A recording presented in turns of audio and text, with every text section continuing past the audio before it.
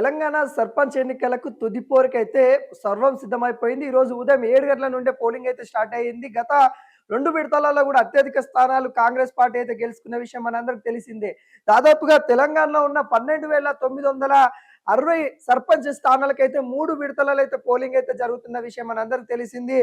ఈ విడతల వారీగా అంటే 11వ తారీఖు, 14వ తారీఖు, 17వ తారీఖు ఈరోజు తుది పోరైతే నడుస్తా ఉంది. పల్లెలలో కూడా అనేక చోట్ల కూడా భారీ స్థాయిలో ఇటు డబ్బులు కూడా చేతులు మారే అన్నట్టు కూడా వాదనలు అయితే వినబడతా ఉన్నాయి. కొంతమంది సర్పంచ్ స్థానం కోసం కోట్ల రూపాయలు కూడా ఖర్చు పెట్టిన దాఖలాలు అయితే కనబడతా ఉంది. సర్పంచ్‌లకు గెలవాలి అని అన్నట్టుగా అనేక మంది కూడా అనేక విధాలుగా ఇటు డబ్బులు కావచ్చు, లేకుంటే కొన్ని మద్యం బాటిల్ కావచ్చు, ఇట్లా పంచారనే వాదనలు కూడా వినబడతా ఉన్నాయి. ఏది ఏమైనా గానీ తెలంగాణలో సర్పంచ్ ఎన్నికలకు సంబంధించిన తుది పోరైతే ఈరోజు 1 గంటలతోనైతే ముగియనున్నది. 2 గంటల వరకైతే మరి ఏదైతే ఓటింగ్ అయిందో దానికి సంబంధించిన కౌంటింగ్ అయితే ఉండబోతా ఉంది. ఈ రోజు సాయంత్రం కల్లా అంటే 5 నుండి 6 మధ్య కాలంలో ఖచ్చితంగా ఈ స్థానాలు ఎవరెవరు గెలిచారన్నట్టు కూడా రిజల్ట్ కూడా వస్తా ఉన్న నేపథ్యం అయితే కనబడతా ఉంది. మనము మొదటి విడత పోలింగ్ మనం చూసినట్లయితే మొత్తం 4,236 స్థానాలకి మరియు 9,633 వార్డు స్థానాలకైతే మరి అక్కడ పోటీ ఉండగా దాదాపుగా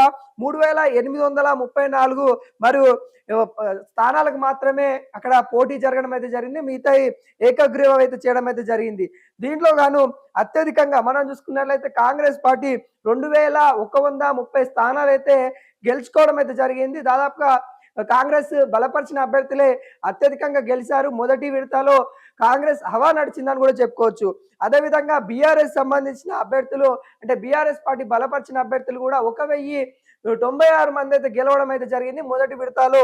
అదేవిధంగా ఇండిపెండెంట్లు ఎవరైతే ఉంటారో వాళ్ళు 476 స్థానాలు గెలవడం అయితే జరిగింది. బీజేపీ 160 స్థానాలకు మాత్రమే పడిపోయిన పరిస్థితి కనబడతా ఉంది. అత్యధికంగా కాంగ్రెస్ పార్టీ అంటే అధికారంలో ఉన్న పార్టీ కాబట్టి ప్రజలు అధికారంలో ఉన్న పార్టీకే ఎక్కువ మొగ్గు చూపారన్నట్టు కూడా క్లియర్ కట్ గా మొదటి విడత సంబంధించిన సర్పంచ్ ఎలక్షన్స్ అయితే కనబడతా ఉన్నాయి. రెండో విడతలో కూడా మనము కాంగ్రెస్ పార్టీ కొంత హవా నడిచినప్పటికీ కూడా ప్రతిపక్ష పార్టీ అయిన బీఆర్ఎస్ పార్టీ కూడా అదేవిధంగా గట్టి పోటీ ఇచ్చిందని కూడా చెప్పుకోవచ్చు. దాదాపుగా 3,911 స్థానాలకి మరి 13,128 మంది పోటీ చేయగా దాదాపుగా కాంగ్రెస్ అభ్యర్థులు 2,100 మంది గెలవడం అయితే జరిగింది.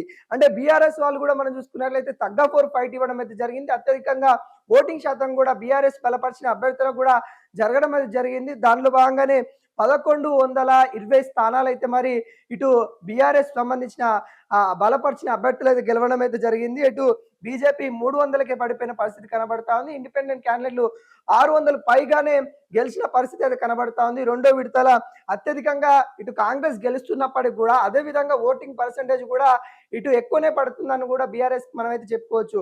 కేసీఆర్ ఫామ్ హౌస్ కి మాత్రమే పరిమితం అయిపోయారు, బీఆర్ఎస్ షెడ్కి వెళ్తుందని కూడా అనేక మంది విమర్శించినప్పటికీ కూడా బీఆర్ఎస్ పార్టీ తన యొక్క ప్రపంచాన్ని సృష్టిస్తుందని కూడా మనం అయితే చెప్పుకోవచ్చు. ఎందుకంటే ప్రతిపక్షంలో ఉన్న పార్టీకి ఇంతగానము ఓటింగ్ అనేది కూడా మనం గతంలో ఎప్పుడు కూడా చూడలేదు.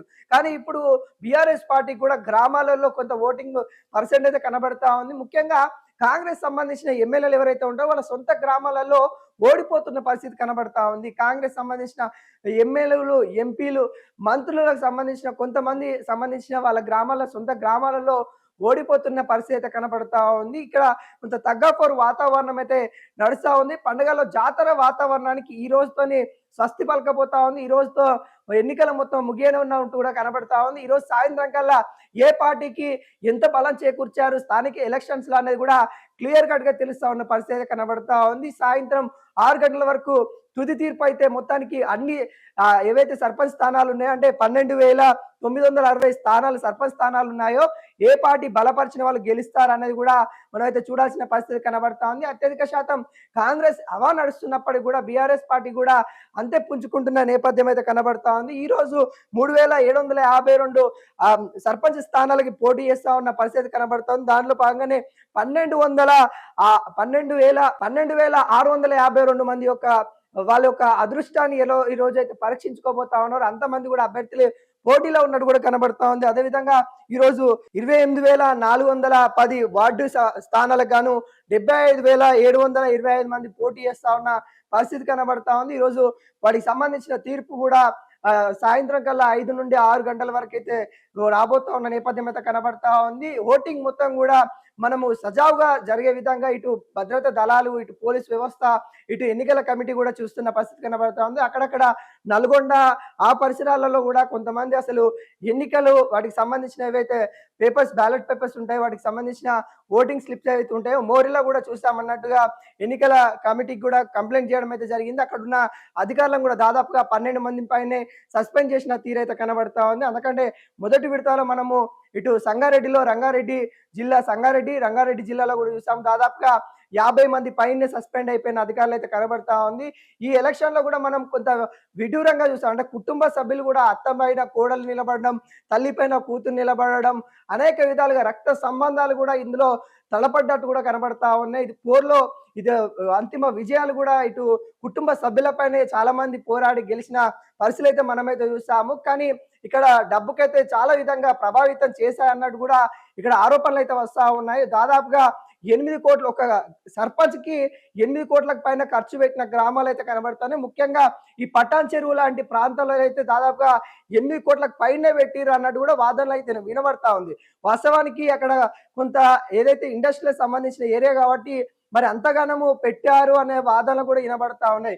ఏదేమైనా గాని ప్రజలు ఆలోచించుకోవాల్సిన, ఓటేయాల్సిన పరిస్థితి అయితే కనబడింది. ఖచ్చితంగా ప్రజలు మంచి తీర్పే ఇచ్చారన్నట్టుగా కొంతమంది చెప్తా ఉన్నారు. ఎందుకంటే అక్కడక్కడ కొన్ని కోట్లు పెట్టినా గానీ గెలవని పరిస్థితి కనబడింది. అంటే డబ్బులు తీసుకున్నారు, డబ్బులు ఓటేయలేదనే వాదనలు వినపడతా ఉన్నాయి. కొంతమందయితే ఇటు వాళ్ళ ఇంటికెళ్ళి ఏదైతే దేవతలకు సంబంధించిన వాటిపైన ప్రమాణం చేయండి, మాకు ఓటేసారా లేదా, లేకుంటే మా డబ్బులు మాకు తిరిగివ్వండి అన్నట్టుగా అటు కోరిన పరిస్థితి మనమైతే చూసాము. ఈ అన్ని పరిస్థితుల్లో మరి తెలంగాణ సర్పంచ్ ఎన్నికలైతే సజావుగా పూర్తయితా ఉన్నాయి. తుది దశకైతే వచ్చిన నేపథ్యం అయితే కనబడతా ఉంది. ఈ రోజుతోని సర్పంచ్ ఎన్నికలైతే మొత్తానికి ముగియనున్నట్టు కూడా మనకైతే కనబడతా ఉంది. ఇప్పటికీ సజావుగా సాగుతా ఉంది. మరి కాసేపట్లో కూడా ఎన్నికలైతే పూర్తయిపోతా ఉన్నాయి. ఓటింగ్ సంబంధించిన కౌంటింగ్ కూడా పూర్తి స్థాయిలో జరుగుతా ఉన్న నేపథ్యం అయితే కనబడతా ఉంది. ఈ నేపథ్యంలో మరి కాంగ్రెస్ హవా అంటే 2 దశల్లో కూడా అంటే మొదటి విడత, రెండో విడతలో కూడా కాంగ్రెస్ హవా నడిచింది. మూడో దశలో కూడా అంటే మూడో విడతలో కూడా దాదాపుగా కాంగ్రెస్ హవా ఉండబోతా ఉంది. అంతే విధంగా ప్రతిపక్ష పార్టీగా కూడా బీఆర్ఎస్ పార్టీ కూడా అంతే ముందుకొస్తున్న పరిస్థితి అయితే కనబడతా ఉంది. కానీ కొంతమంది కాంగ్రెస్ పార్టీకి సంబంధించిన ఎమ్మెల్యేలు చేసిన వ్యాఖ్యలు ఏవైతే ఉన్నాయో ఇప్పుడు వైరల్ కూడా అయితా ఉన్నాయి. బీఆర్ఎస్ పార్టీలో గెలిచిన సర్పంచ్‌లకి మేము నిధులు ఇయ్యము, మేము గెంటేస్తాము అనుకుంటా కొంతమంది చేసిన వ్యాఖ్యలు ఏవైతే ఉన్నాయో వాటికి BRS party working president KTR కూడా స్పందించడం అయితే జరిగింది. ఖచ్చితంగా అలాంటి చర్యలుంటే లీగల్ చర్యలు ఖచ్చితంగా తీసుకుంటాము. అక్కడ ఎవరు కూడా వాళ్ళ ఇంట్లోకెళ్ళి డబ్బులు ఇవ్వట్లేదు. అటు కేంద్ర గవర్నమెంట్ నుండి వచ్చే నిధులను, ఇటు రాష్ట్ర గవర్నమెంట్ నుండి వచ్చే నిధులని గ్రామ అభివృద్ధి కోసం మీరు యుటిలైజ్ చేసుకోవాలి. ఎవరు అక్కడ ఇందిరమ్మ ఇల్లు కావచ్చు, రేషన్ కార్డు కావచ్చు, ఎవరు అర్హులు అనేది కూడా మీరు తుది నివేదిక ప్రభుత్వానికి ఇవ్వాల్సిన బాధ్యత సర్పంచ్‌లది. అక్కడ ప్రభుత్వం చేయకపోతే ఖచ్చితంగా లీగల్ చర్య తీసుకుంటా. ప్రతి జిల్లాకి బీఆర్ఎస్ సంబంధించిన ఒక లీగల్ అడ్వైజర్‌ని పెడతాము. ఖచ్చితంగా మీకేమైనా ఇబ్బందులుంటే ఎవరైనా గానీ ఏ పొలిటికల్ లీడర్ అయినా మిమ్మల్ని ఇబ్బంది పెడితే అక్కడికెళ్ళి కంప్లెయింట్ ఇవ్వండి అన్నట్టుగా ఇటు కేటీఆర్ చెప్పిన పరిస్థితి కనబడతా ఉంది. మరి చూడాలి మరి తెలంగాణలో మరి ఎవరికి ఇప్పటివరకు 2 దశల్లో అయితే మరి కాంగ్రెస్‌కు మరి మూడో దశ పైన కొంత ఉత్కంఠ అయితే నెలకొంటున్న నేపథ్యం అయితే కనబడతా ఉంది.